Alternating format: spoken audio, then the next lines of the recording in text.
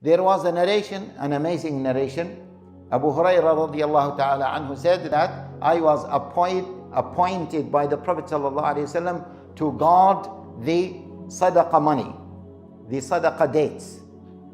So I was protecting it and guarding it. At night, a person came and started to steal from it.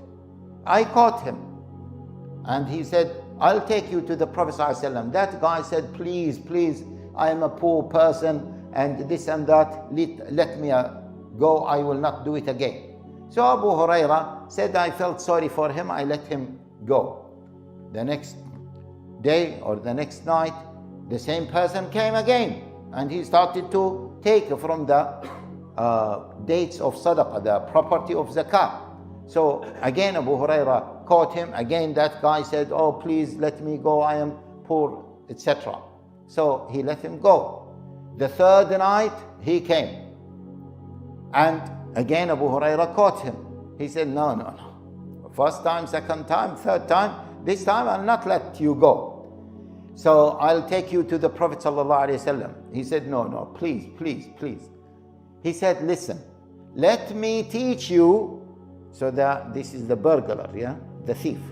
So imagine a thief jumping on your house. When you catch him, he said, let me teach you something.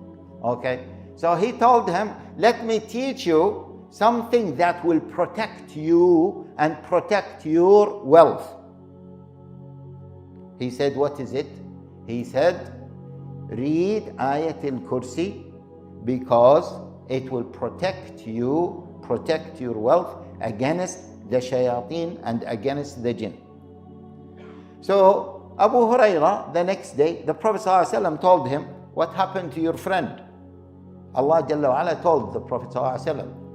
Every time the Prophet ﷺ was asking him, what happened to your friend last night? What happened to your friend? This time he said, what happened to your friend?